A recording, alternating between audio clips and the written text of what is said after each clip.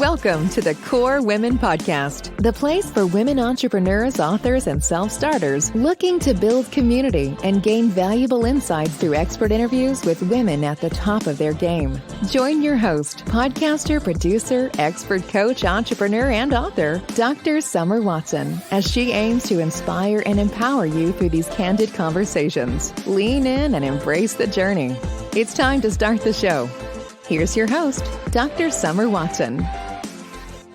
Today on the show, I would like to welcome Dr. Marisol Capellan, who is internationally recognized and an award-winning educator, TEDx speaker, executive coach, corporate trainer, and author of the book, Leadership is a Responsibility. She is also the founder of the Capellan Institute, a leadership coaching and corporate training company specializing in workplace culture, diversity, equity, and inclusion, and soft skills development. She holds a doctoral degree in higher education leadership and a master's of management with a specialization in leadership. We have so much to chat about here today, Dr. Capellan. So let's jump right into this. How are you? I'm doing great. I am so excited to have this conversation with you today. Awesome. Okay, so before we delve into your professional journey, let's talk about your personal journey. And in one word, can you describe your life thus far? The one word I will use is roller coaster.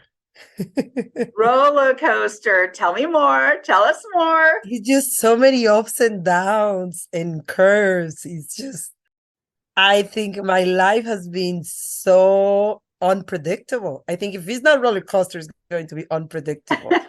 From growing up without my parents in the DR, being raised by my grandmother, being an immigrant, being homeless, then being the first person in my family to have a doctoral degree and a graduate degree, being the only Afro-Latina in the department that I used to teach, and then, noticing all the biases and discrimination and everything that happened to me, but at the same time, having the love of all my students and having the support from my husband. So you have these ups and then you have this down, and you just go ups and down. And at the end of the day, you have to appreciate life. But I think the one word for me will be roller coaster.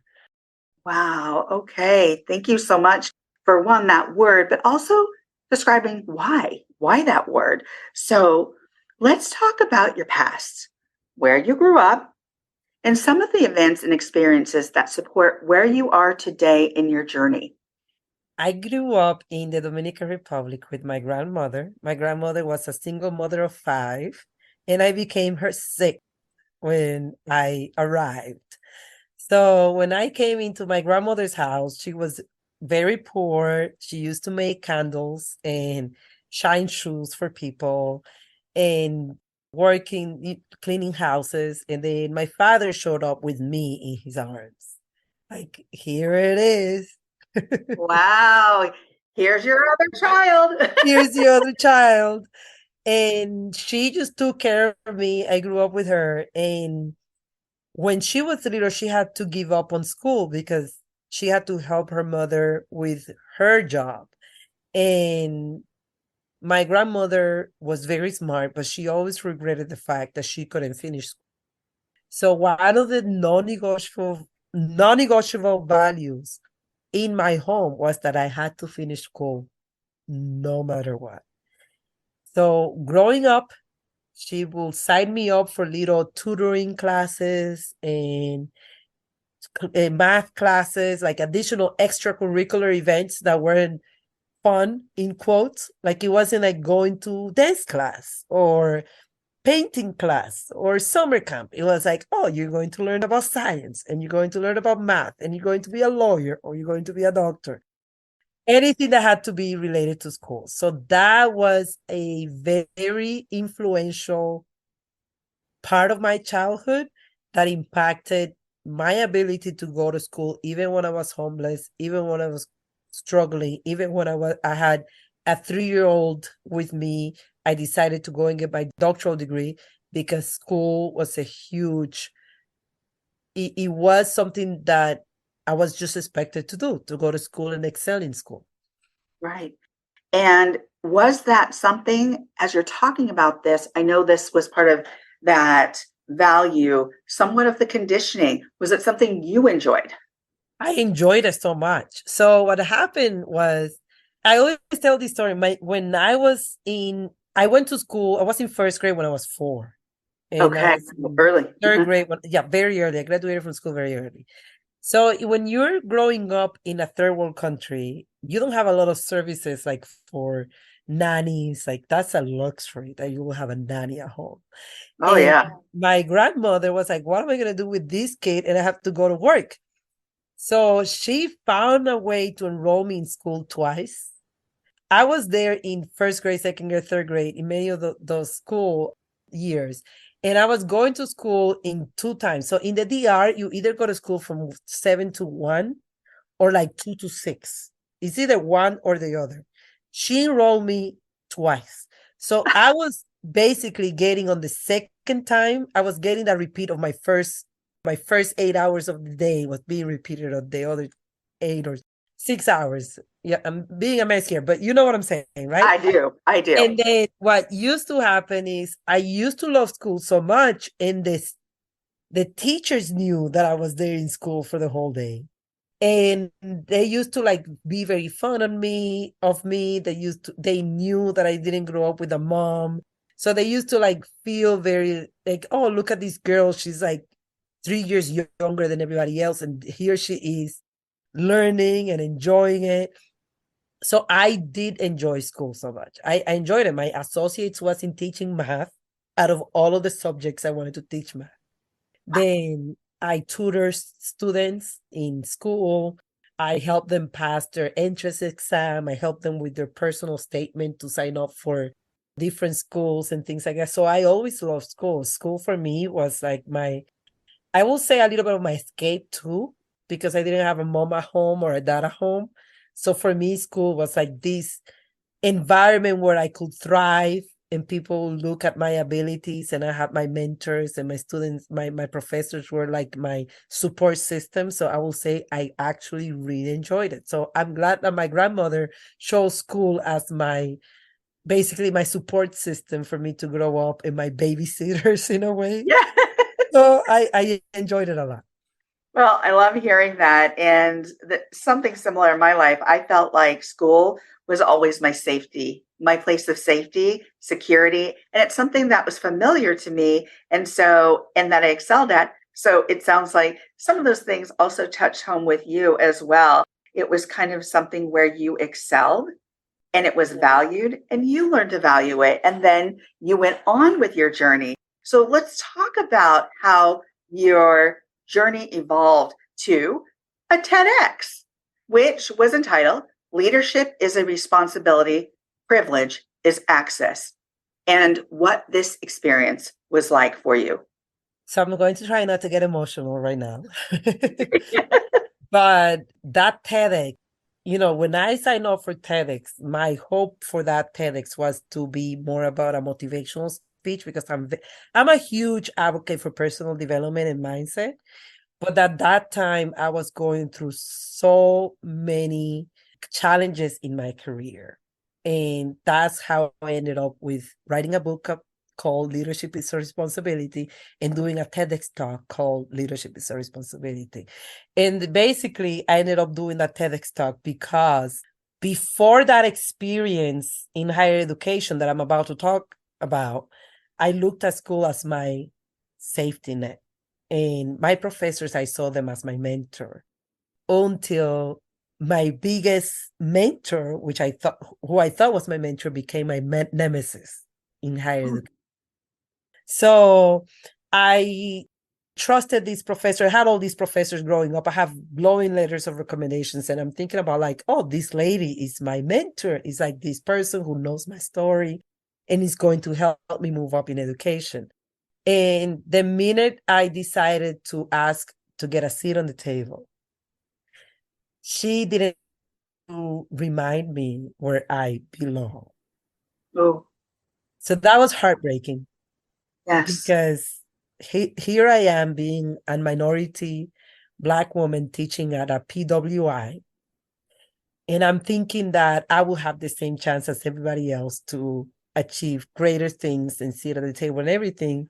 And she says to me, your story doesn't matter, your life doesn't matter. And it got pretty ugly. And then I said to myself, it doesn't, at the end of the day, you can try as much as you can. And I never believe in having a victim mentality. I mean, if I had a victim mentality, I wouldn't have tried to even get a master's degree or a doctoral degree. I would have said, you know what? Because of the color of my skin, I deserve all of these things. I always thought if I work very hard and I do what I'm asked to do and I excel at my performance, I should be given the chance as everybody else. But then to be in a situation where none of my performance matter, but my color matter and other things that are part of my identities matter, made me realize the importance of leaders in our society. Because if the person who's leading an organization will look at your identities first and then at your performance, they can stop your career trajectory. They can really, really damage. For me, it was like the love of education and like my trajectory in education.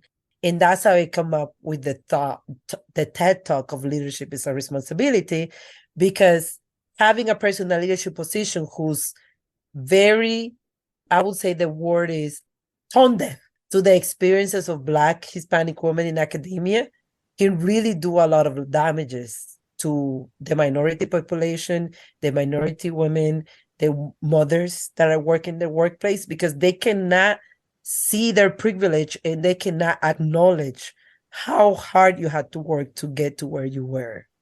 So she couldn't see that. She couldn't see how hard I worked to get there.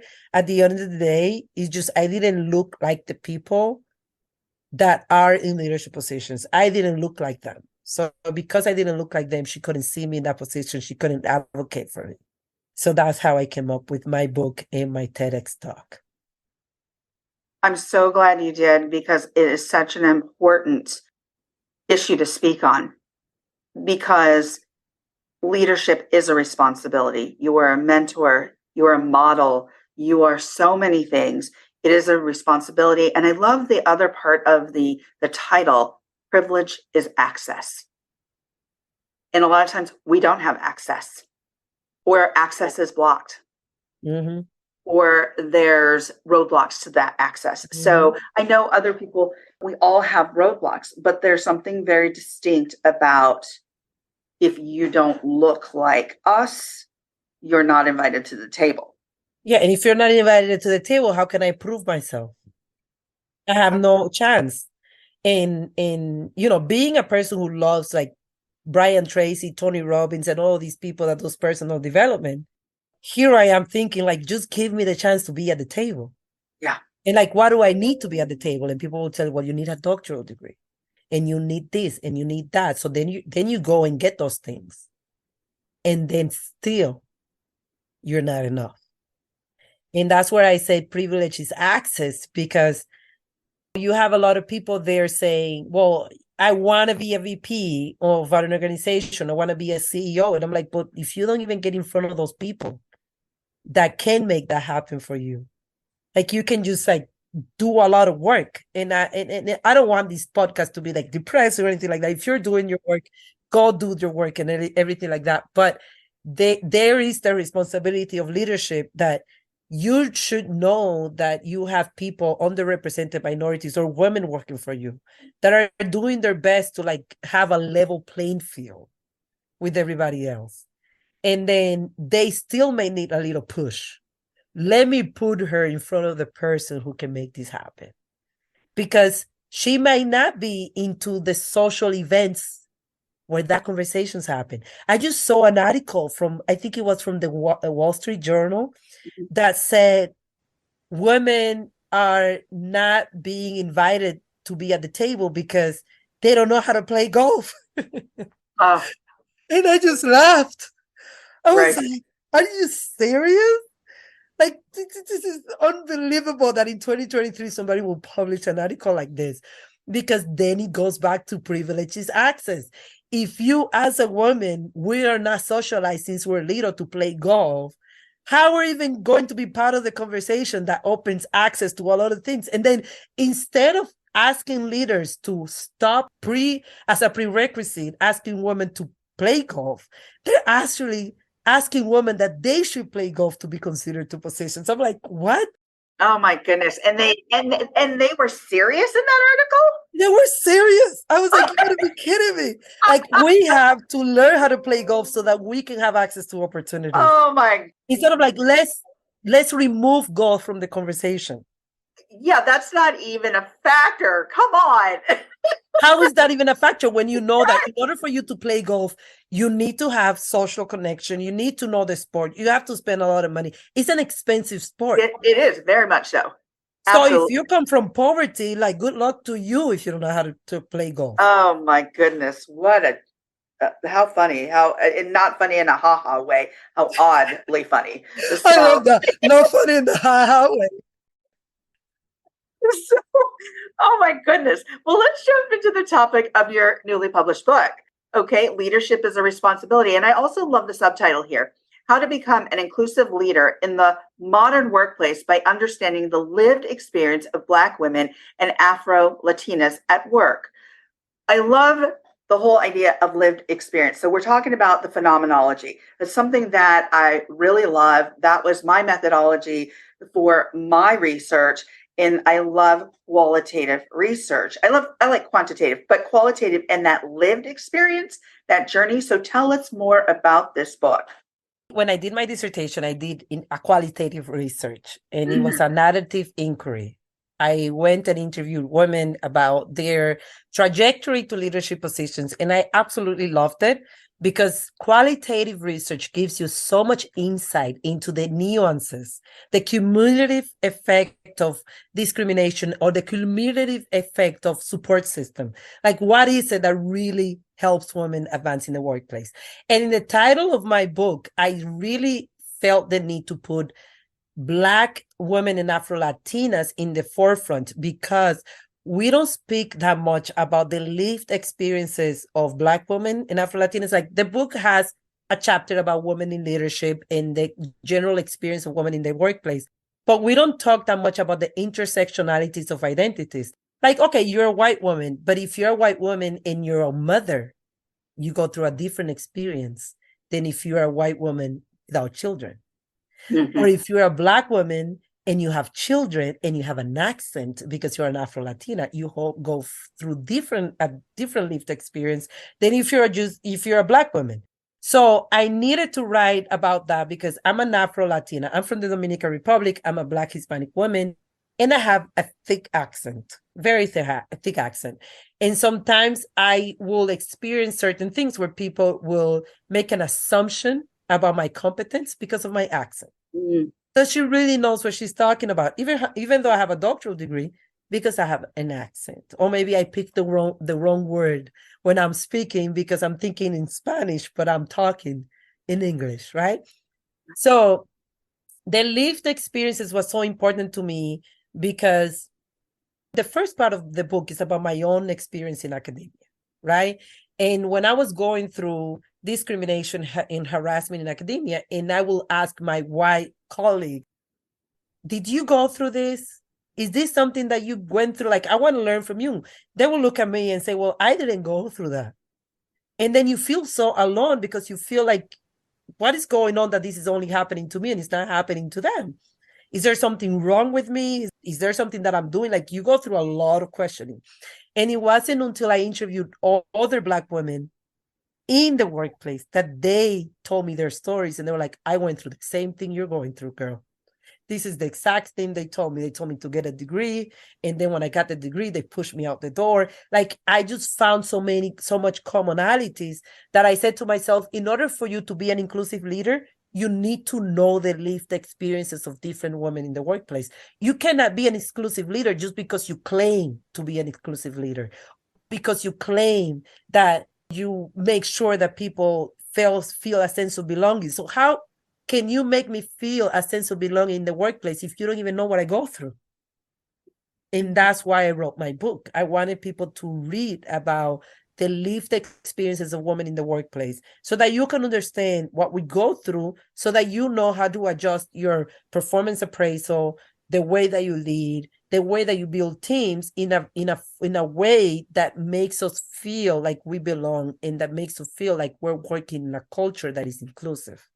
Yeah, I really appreciate that. And as a human services provider and building big collaborations throughout my journey and my profession and working my way up the ladder as well, one thing I found, and I'm sure you found this as well, is you can't change things if you don't invite people in that community to the table, because they're not going to be invested. If you're just saying, hey, I'm this person and I'm a white male and I want to do that, have that understanding of the situation, and you just make the changes and you don't bring other people who are part of that demographic that you're looking at to make the change, they're not going to be invested. So you bring those people to the table and say, hey, listen, I need to know what your lived experience is. I need to learn more about you so that I can understand that experience, so we can work together to make changes. Mm-hmm. That was so important. So important. And I get the research that you've done, because again, we have a quantitative that gathers the numbers, but the qualitative, the phenomenology, the lived experience, that is so important because it tells the story. It tells the story, and I feel like by telling the story, if you're a woman reading the book, you will know where in the trajectory you are right now. Like, oh, you already had a meeting with your supervisor. They told you that you have to get a degree. Like, this is the trajectory of other women. This is what they went through. And there was a person that I interviewed for my book that was very interesting. This is how qualitative research is so fascinating. Mm-hmm. There was this leader who was very proud of himself because he had a lot of women under him. Like, oh, my department is like have more women than men. So he thought he was like, here I am, a champion of gender equity. It wasn't until 3 years later, after he had all these women assigned to him to his position, that he actually realized that all the women that worked for him, even though he had more women than men, they were all in administrative roles. None of the women had leadership roles. So there he was going, telling people, oh, I am so inclusive, gender equity. He really believed that. But it wasn't until he went to a conference about women in leadership. He was a male, and he went to this conference, and then they talked about how a lot of companies have more women than men, but they're not in powerful positions. So then he looked at his organizational chart, and he was like, oh my God, here I am. And none of these women have a director title or have like a budget or decision making. Like, all of the budgets have been assigned to males. All of the authority have been assigned to males. Like, male are the ones that are doing performance appraisal. They have no authority in this. They're all usually supporting a male in their leadership roles. Yeah. So we need that awareness. And that's why I wrote the book. Well, I love that. So tell us more about being the founder of the Capellan Institute. Give us a glimpse of what this is and how folks can access your services. So the Capellan Institute is something that I came up with after seeing the need for inclusive leadership and seeing that, you have people out there teaching inclusive leadership that haven't gone through the experience of being a minority in a work. And I feel like you need more of that qualitative talk, that stories behind it. Like, I can go inside of a classroom and teach you about leadership, like the leadership approaches and the science of leadership and emotional intelligence and all of these things that have to do with the leadership. But I feel like we still need to hear the story of how people become leaders, how leadership impacts people, impacts minority, the social responsibility of leadership. So the Capellan Institute is a company that provides keynote speaking opportunities that include sometimes the book signing of the books. So sometimes I go to companies and I sell the books and also do a keynote speaking, or we do a training. And it can be a professional development training, or we talk about leadership, negotiation, team building. So think about you getting a degree on leadership in 1 day or 2 days. And also we do empowerment events for women and minorities, where we do coaching and we do wellness. I do believe in the holistic approach of being your best self. And if you can be your best self, then you can be the best leader also. So it's a holistic, inclusive approach to leadership. Well, I absolutely love everything from TEDx to the book to your institute. You've done so much. You are absolutely unstoppable. So we've talked about so much today. So my last question is, and as we come to the close of the interview, if you were to leave the listeners with some words of encouragement, what would they be? Do not negotiate who you are to make other people comfortable. You have to stay true to yourself. And I think after everything I went through with workplace harassment, discrimination, and everything that I've gone on in my life, at the end of the day, nothing has made me happier than saying, this is who I am. This is what I have to offer. And if some people feel uncomfortable about who you are, they can find somebody else. You have to be content with who you are. As long as you're not harming anybody else and you're living your truth and you're doing service, don't negotiate your identity, your personality, because it will make other people comfortable. Well, thank you, Dr. Capellan, for joining me on the Core Women podcast today. Thank you so much for having me. It's been amazing to speak with you. Thank you. You can follow Dr. Marisol Capellan on LinkedIn, Facebook, Instagram, and at Marisol, CAPELLAN.com. So that's MarisolCapellan.com, and you can get her book on Amazon. Thank you for joining us on the Core Women podcast with Dr. Summer Watson. We're so glad you're here and would love to connect more with you. Find us on Instagram, Facebook, and YouTube at Core Women, and on Twitter at Core Women 1. For more about Core Women and Dr. Watson, visit corewomen.com. Want more support and resources for amazing women like you? Great! Join Dr. Watson and Jen Fontanilla at the Life, Love, and Money Collective, a Core Women production that aids in understanding the key traits that might be getting in the way of living a life that you are absolutely passionate about. Connect with Summer and Jen and find out more at thelifeloveandmoney.com.